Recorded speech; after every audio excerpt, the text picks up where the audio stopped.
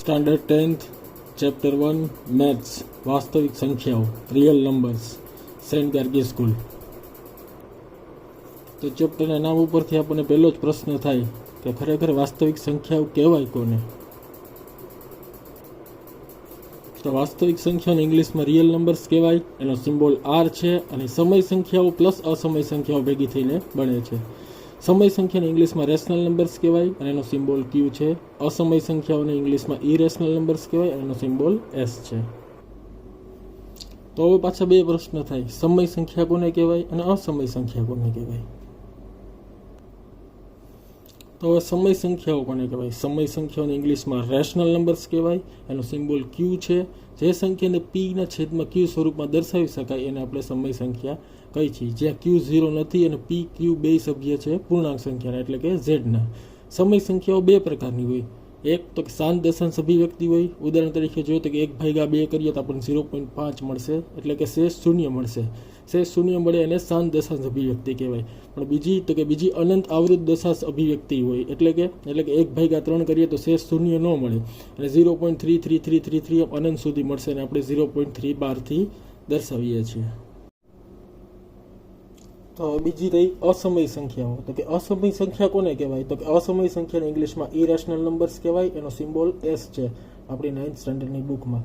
વાસ્તવિક જીવનમાં બીજા બધા મેથેમેટિશિયન કઈ રીતે યુઝ કરીએ? તો કે આર માઇનસ ક્યુ એટલે વાસ્તવિક સંખ્યામાંથી સમય સંખ્યા બાદ કરી નાખો એટલે આપણને અસમય સંખ્યાઓ મળે. જે સંખ્યાને પીના છેદમાં ક્યુ સ્વરૂપમાં ન દર્શાવી શકાય એવી સંખ્યાને અસમય સંખ્યાઓ કહેવાય. તો હવે ખરેખર આવી સંખ્યા હોય? તો કે આ હોય. કેવી રીતે ઉદ્ભવ થયો તો એનો? તો કે પાયથાગોરિયન્સ ઈસવીસન પૂર્વે 400માં પાયથાગોરસના પ્રમેયમાં બે બાજુઓમાં 1 અને 1 મૂકી દીધા એટલે કર્ણ કેટલો મળ્યો? તો કે √2. જોઈ લો. √2 એવી સંખ્યા હતી કે એની કોઈ નિશ્ચિત વેલ્યુ નથી. એ અનંત લગી વિસ્તરા જ રાખતી હતી અને પાછળના આંકડા ફેરા રાખતા હતા. ઓલામાં કેમ અનંત લગી વિસ્તરતી હતી સમય સંખ્યામાં 0.3 3 3 3 3 3 3 એવી રીતે. પણ અસમય સંખ્યામાં કેવું થશે કે એકનો એક આંકડો ફરીથી રિપીટ નહીં થાય, એની કોઈ પેટર્ન નહીં બને. એટલે કે તમારે જોવું હોય તો આપણે જે પાઈ વાપરી છે, પાઈ અસમય સંખ્યા છે અને એની વેલ્યુ 3.14 15 92 65 35 અનંત લગી વિસ્તરે છે અને ક્યાંય પણ રિપીટ નથી થતી. આપણે એની નજીકમાં નજીક વેલ્યુ 3.14 લઈ લઈએ છીએ. એ સિવાય જોઈ લ્યો 0.10 પછી 110 પછી 3 વાર 1 અને પછી 0 પછી 4 વાર 1 પછી 0 પછી 5 વાર 1 પછી 0. એટલે આ કેવી થઈ દશાંશ અભિવ્યક્તિ? તો કે અનંત અને અનાવૃત. એટલે યાદ રાખજો, અસમય સંખ્યાની દશાંશ અભિવ્યક્તિ કેવી હોય?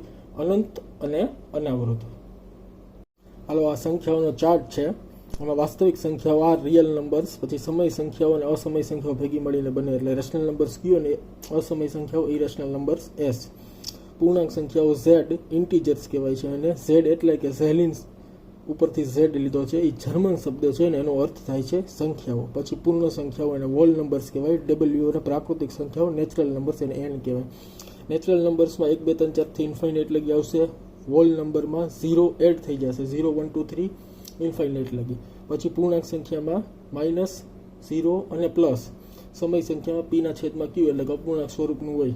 હવે મારું કહેવાનું એમ છે કે પૂર્ણાંક સંખ્યા છે 3, એ સમય સંખ્યા તો હોય જ, કારણ કે એને 3/1 એટલે પીના છેદમાં ક્યુ સ્વરૂપમાં દર્શાવી જ શકાય. એટલે યાદ રાખજો કે પૂર્ણાંક સંખ્યા ઉપગણ છે સમય સંખ્યાનો, પ્રાકૃતિક સંખ્યા ઉપગણ હોય પૂર્ણ સંખ્યાનો, પૂર્ણ સંખ્યા ઉપગણ હોય પૂર્ણાંક સંખ્યાનો, પૂર્ણાંક સંખ્યા ઉપગણ છે સમય સંખ્યાનો, સમય સંખ્યા ઉપગણ છે વાસ્તવિક સંખ્યાનો. આ ઉપગણ વાઇઝ મેં લખ્યા છે. જો તમે સિમ્બોલમાં જોવું હોય તો એન ઉપગણ છે ડબલ્યુ, ડબલ્યુ ઉપગણ છે ઝેડ, ઝેડ ઉપગણ છે ક્યુ અને ક્યુ ઉપગણ છે આર. આ વસ્તુ યાદ રાખી લેજો. અને આપણે ભારત સરકારે મહેનતથી બધી બુક બનાવેલી છે. કેમ? તો કે જો 8મા ધોરણમાં તમારે 6ઠ્ઠા ધોરણનું પહેલું ચેપ્ટર હતું સંખ્યા પદ્ધતિ અને બીજું ચેપ્ટર હતું પૂર્ણ સંખ્યા. એ બેમાં પ્રાકૃતિક સંખ્યાઓ અને પૂર્ણ સંખ્યાઓની સમજૂતી આપેલી છે. પછી 7મા ધોરણનું પહેલું ચેપ્ટર હતું પૂર્ણાંક સંખ્યાઓ, એમાં પૂર્ણાંક સંખ્યાની સમજૂતી. એટલે 8મા ધોરણનું પહેલું ચેપ્ટર હતું સમય સંખ્યાઓ, એટલે સમય સંખ્યાનું સમજૂતી. 9મા ધોરણમાં તમારું પહેલું ચેપ્ટર હતું સંખ્યા પદ્ધતિ, પણ એમાં અસમય સંખ્યાઓ વ્યવસ્થિત રીતે સમજાવેલી હતી. અને અત્યારે આપણે 10મામાં પહોંચ્યા છીએ. એનું પહેલું ચેપ્ટર છે વાસ્તવિક સંખ્યાઓ, એટલે યાદ રાખજો. હવે પ્રાકૃતિક સંખ્યાઓ નેચરલ નંબર્સ, એનો સિમ્બોલ એન છે અને એને 1 2 3 4 5 ઇન્ફાઇનાઇટ લગી દર્શાવે છે. સંખ્યા રેખામાં એને આ રીતે દર્શાવે છે. પછી પૂર્ણ સંખ્યાઓ, હોલ નંબર છે અને સિમ્બોલ ડબલ્યુ છે, એમાં 0 એડ થઈ જાય સંખ્યા રેખામાં ઉપર, અને આ રીતે દર્શાવાય છે. જો નોટ આ વસ્તુ યાદ રાખજો, બધી જ પ્રાકૃતિક સંખ્યા પૂર્ણ સંખ્યા છે જ, એટલે કે એનું ઉપગણ છે ડબલ્યુ છે. તમે જોઈ લ્યો 1 2 3 4 5 બધું પૂર્ણ સંખ્યામાં છે જ. પછી પૂર્ણાંક સંખ્યા હોય, ઇંગ્લિશમાં ઇન્ટીજર્સ કહેવાય છે. સિમ્બોલ ઝેડ છે, ઝેલિન ઉપરથી જર્મન શબ્દ અર્થ થાય ને સંખ્યાઓ. એમાં માઇનસ પૂર્ણાંક, ધન પૂર્ણાંક અને 0 ત્રણેય હોય છે. એટલે બધી જ પૂર્ણ સંખ્યાઓ પૂર્ણાંક સંખ્યા હોય જ. જોઈ લો 0 1 2 3 છે એમાં છે જ. પછી સમય સંખ્યા એ આપણે હમણાં જોઈ, અને પછી અસમય સંખ્યા એ આપણે જોઈ. આ વસ્તુ યાદ રાખજો. એન ઉપગણ છે ડબલ્યુ, ઉપગણ છે ઝેડ, ઉપગણ છે ક્યુ, અને ક્યુ ઉપગણ છે આરનું. પ્રમેય 1.1 યુક્લિડનું ભાગાકારનું પૂર્વ પ્રમેય. એ શું કહે છે કે આપેલ ધન પૂર્ણાંકો એ અને બી ને સંગત અનન્ય ઋણ પૂર્ણાંકો ક્યુ અને આર એવા મળે કે જેથી A is equal to B Q plus R. એટલે જે આર છે એ હંમેશા બીથી નાનો હોય અને 0 હોય કે 0થી મોટો હોય. આ વસ્તુ શું કહેવા માંગે છે? તો કે કાંઈ નથી કહેવા માંગતી. આપણે વર્ષોથી જે ભાગાકારની ક્રિયા કરી છે એને સમીકરણ સ્વરૂપે એને દર્શાવ્યું છે. કેવી રીતે? તો આપણે જોઈએ. જુઓ તમને 500 ભાગ્યા 100 કરો તો ભાગફળ શું આવ્યું? તો કે 5. તો આ શું છે? ભાગફળ. 100 શું છે? તો કે ભાજક. આ શું છે? તો કે ભાજ્ય. અને શેષ શું છે? તો કે શૂન્ય. આ જ છે. જો ભાજ્ય ઇઝ ઇક્વલ ટુ ભાજક ગુણ્યા ભાગફળ પ્લસ શેષ. તો અહીંયા ભાજ્યને એને શું આપી દીધો છે? એ. ભાજકને શું આપ્યો? બી. ભાગફળને શું આપ્યો? ક્યુ. અને શેષને શું આપી છે? આર. સાવ સિમ્પલ છે. A is equal to B Q plus R. અને આમાં એવું કીધું છે કે 0થી આર મોટો હોય અને બીથી નાનો હોય. તો એમ જ હોય ને? તમે જોઈ લો. તમે કોઈ પણને 4 વડે ભાગશો, આપણે 12 ને 4 વડે ભાગીએ તો 4 3 12. શેષ શું આવી? 0. પછી તો કે 13 ને ભાગો, 4 3 12. શેષ શું આવી? 1. પછી 14 ને ભાગો તો શેષ શું આવી? 2. 15 ને ભાગો, શેષ શું આવી? 3. હવે 16 ને ભાગશો તો પછી શેષ શું આવી જશે? 0. તો શેષ શું હોય? કાં 0 હોય, કાં 1 હોય, કાં 2 હોય, કાં 3 હોય. પણ બીથી નાની જ હોય ને, એટલે 4થી નાની જ હોય. કાં 0 હોય, 1 હોય, 2 હોય, કાં 3 હોય. એ જ વસ્તુ એને કીધી છે. અને એનો ઉલ્લેખ સૌથી પહેલાં ક્યારે કર્યો હતો? કે યુક્લિડ એલિમેન્ટ્સ બુક 7માં સૌથી પહેલાં એનો ઉલ્લેખ થયો હતો. એ વસ્તુ યાદ રાખજો. બરાબર? યુક્લિડની એલિમેન્ટ્સ બુક 7, આમાં સૌથી પહેલાં યુક્લિડનો ભાગાકારનો પૂર્વ પ્રમેય ઉલ્લેખિત થયું હતું. આ વસ્તુ યાદ રાખજો. પહેલું તો યુક્લિડનો ભાગાકારનો પૂર્વ પ્રમેય ક્યાં કામ આવે? તો કે આપણને ગુસા શોધવામાં કામ આવે. એને આપણે જે ગુસા શોધવાની પ્રક્રિયા કરશું એને ભાગ પ્રવૃત્તિ કરશું. A is equal to B Q plus R જે છે એ ભાગાકારનું પૂર્વ પ્રમેય છે. પણ ગુસા શોધવા માટે આપણે જે યુક્લિડની ભાગાકારની પ્રવૃત્તિ વાપરીએ છીએ એને આપણે યુક્લિડની ભાગાકારની પ્રવૃત્તિ કહેશું. કેવી રીતે શોધાય? તો આપણે જોઈએ. તો યુક્લિડની ભાગ પ્રવૃત્તિ શું કહે છે? તો લખી નાખીએ. યુક્લિડની ભાગ પ્રવૃત્તિ A is equal to B Q plus R. જ્યાં આર છે 0થી મોટો હોય, કાં 0 હોય, અને બીથી તો નાનો જ હોય. હવે જો તમને સીધું આમ ફાવતું હોય તો મને કોઈ વાંધો નથી કે 12,576 મોટા છે એટલે એ થશે 4,052નો 3 હારે ભાગ હાલશે અને શેષ 420 વધશે. પણ મારા ખ્યાલથી અઘરું પડશે. એના કરતાં તમે આવી રીતે રફમાં કરી લેશો તો વધારે સરળ રહેશે.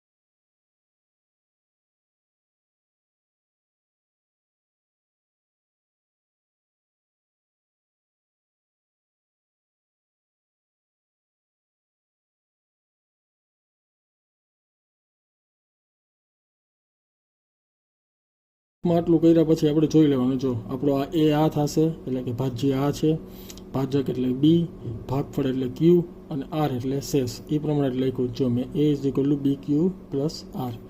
હવે આગળ તો કે એના પછીનું સ્ટેપ એમાં જે હોય જોઈને લખી નાખવાનું. હાલો, હવે આપણો ભાજક જ ભાજ્ય થશે એટલે 4052 નવો ભાજ્ય અને જે શેષ છે એ ભાજક થઈ જશે. કેટલા 9 વારે ભાગેલી શેષ શું હોય તે જોઈ લેવાની. તો કે 272. પછી પાછું તો કે 420 ભાજ્ય થઈ જશે, 272 ભાજક થઈ જશે. ભાગ એક આરે ચાલશે અને શેષ શું વધશે તો કે 148. એવી રીતે આગળ જવાનું. 272 148 પાછું એક આરે ભાગ હાલશે અને શેષ શું વધશે તો કે 124. 148 ભાજક થઈ જશે એટલે કે ભાજ્ય થઈ જશે એટલે કે એ થઈ જશે. 124 છે એ ભાજ્ય બી, એક આરે ભાગ હાલશે 24 વધશે. જ્યાં લગી શેષ 0 ન થાય ત્યાં લગી આ ક્રિયા કર્યા જ રાખવાની. આ જે ક્રિયા કરીએ છીએ એને જ ભાગાકારની ભાગ પ્રવૃત્તિ, યુક્લિડની ભાગ પ્રવૃત્તિ કહેવાય છે. જો શેષ શૂન્ય થઈ ગઈ તો શેષ શૂન્ય થાય ત્યારે જે આપણો ભાજક હોય એ જ આપણો ગુસા થાય.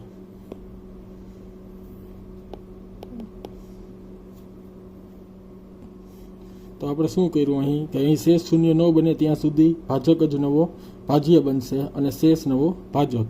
અહીં શેષ શૂન્ય બને તે તબક્કે છેલ્લો ભાજક એ આપણો ગુસા થાય. લખવું હોય તો લખી લ્યો.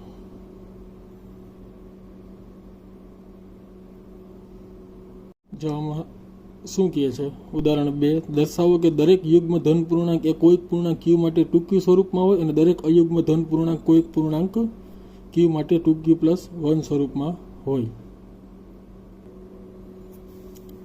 તો આમાં આપણને બે પદાવલી આપેલી છે. એક શું કહે છે તો કે એક 2q અને એક 2q+1. એમ શું કીધું છે કે આ યુગ્મ હોય અને આ અયુગ્મ હોય. શું એવું હોય આપણે જોઈ લઈએ. q બરાબર 0 મૂકો તો આ 0 થશે, આ 1 થશે. q બરાબર 1 મૂકો તો આ 2 થશે, આ 3 થશે. q બરાબર 2 મૂકો તો આ 4 થશે, આ 5 થશે. q બરાબર 3 મૂકો આ 6 થશે, આ 7 થશે. તો જો આ બધી કેવી છે તો કે યુગ્મ, આ બધી કેવી છે તો કે અયુગ્મ. આ થાય તો છે જ પણ આપણે એને હવે સાબિતી આપવાની છે કેનેથી તો કે યુક્લિડનું ભાગાકારનું પૂર્વ પ્રમેય વાપરીને. તો આપણે લઈ લઈએ. ધારો કે એ કોઈ ધન પૂર્ણાંક છે. ધારો કે એ કોઈ ધન પૂર્ણાંક છે અને બી બરાબર 2 છે જ, જો અહીંયા આપેલું જ છે બરાબર. તો યુક્લિડની ભાગ પ્રવૃત્તિ પ્રમાણે શું થશે? યુક્લિડની ભાગ પ્રવૃત્તિ અનુસાર a is equal to 2q+r. a is equal to 2q+r. r કેવો હશે તો કે 0 હશે, 0 થી મોટો હશે, કાં તો એ 2 થી નાનો હશે. જો હવે r બરાબર 0 તો શું થશે તો કે a બરાબર 2q અને જો r બરાબર 1 તો શું થશે a બરાબર 2q+1.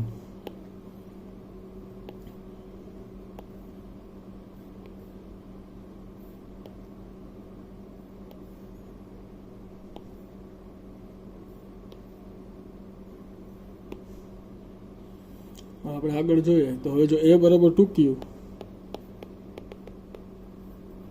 તો એ 2 વડે વિભાજ્ય છે.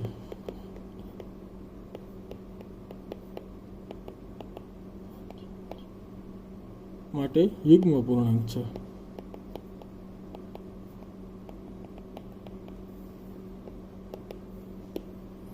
અને a બરાબર 2q+1 તો a ને 2 વડે ભાગતા શેષ 1 વધે.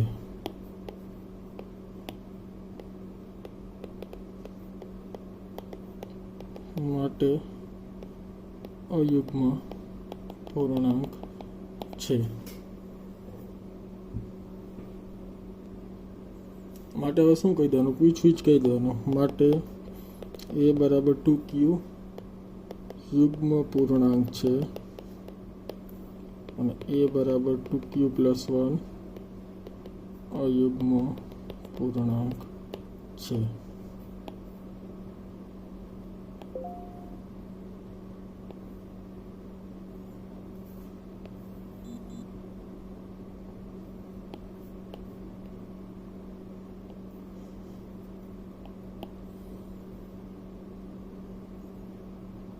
લખવું હોય તો લખી લ્યો. દર્શાવો કે કોઈ પણ અયુગ્મ ધન પૂર્ણાંક કોઈ પૂર્ણાંક q માટે 4q + 1 અથવા 4q + 3 સ્વરૂપમાં હોય.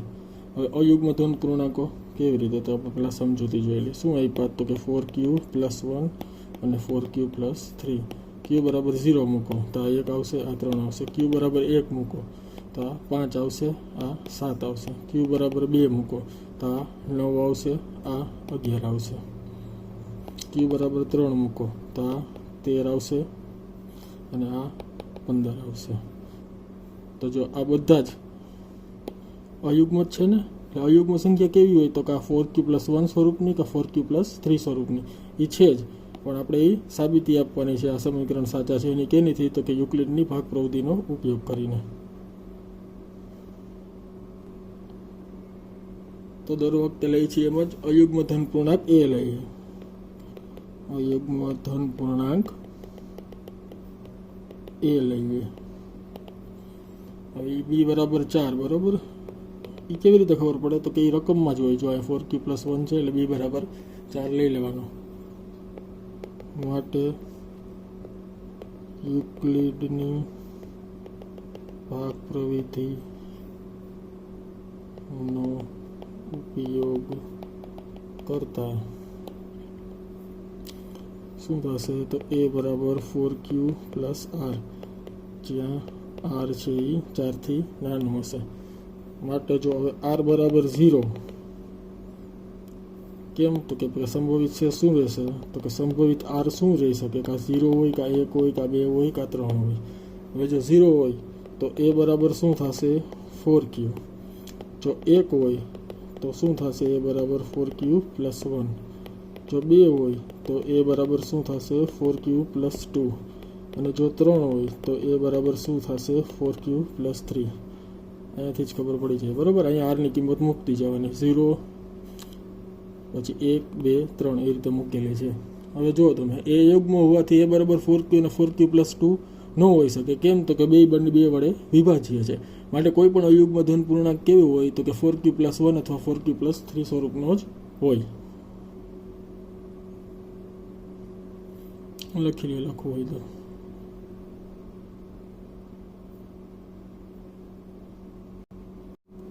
ઉદાહરણ 4.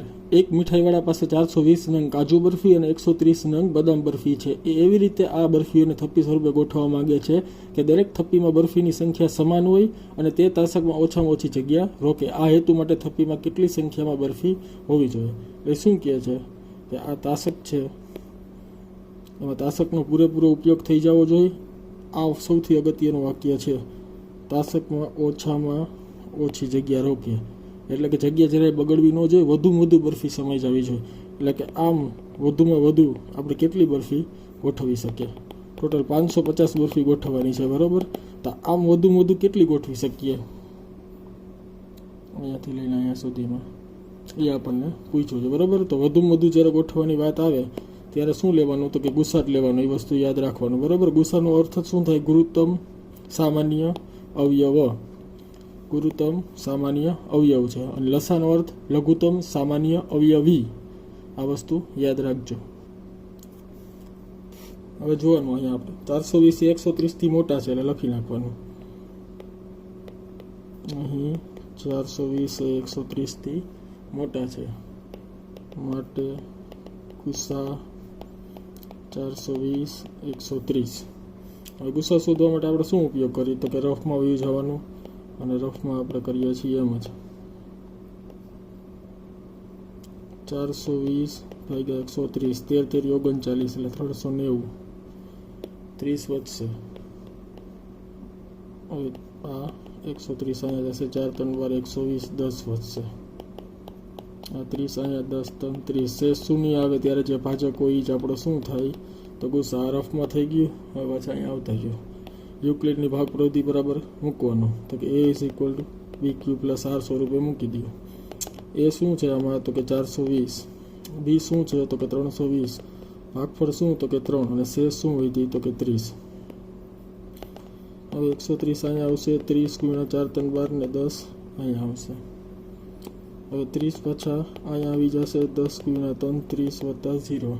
હવે જે શેષ શૂન્ય આવે ત્યારે ભાજક હોય જે આપણો શું થઈ ગયો તો ગુસા મળી ગયો. તો શું કહેવાનું? માટે મીઠાઈવાળો દરેક થપ્પીમાં કોઈ પણ પ્રકારની 10 થપ્પી રાખી શકશે. લખવું હોય તો લખી લ્યો.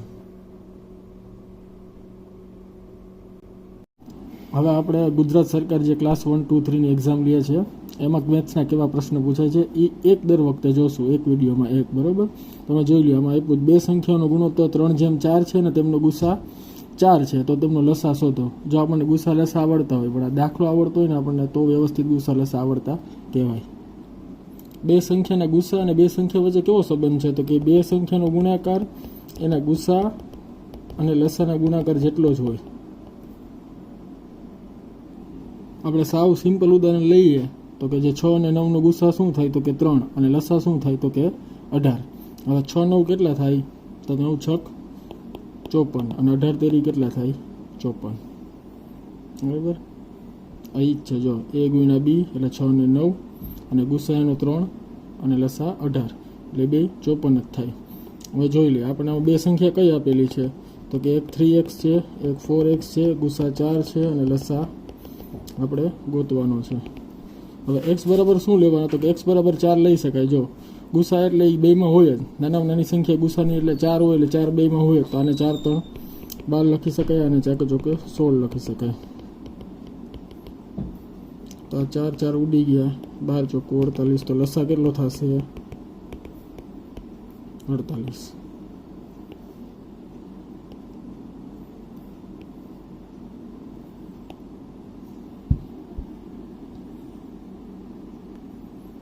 જો તમારે વધારે સમજવું હોય તો 6 ને 9 છે ને ગુણોત્તરમાં દર્શાવવું હોય, તો 6 ને 9 ને ગુણોત્તરમાં દર્શાવવું હોય તો આપણે 2/3 એટલે 2/3 થયા. હવે એનો ગુસા આપણે એની અંદર ગુણી નાખો એટલે આપણને 6 મળશે અને એકમાં 9 મળશે. બરાબર, એ જ આપણે અહીંયા કર્યું છે, જોઈ લેજો.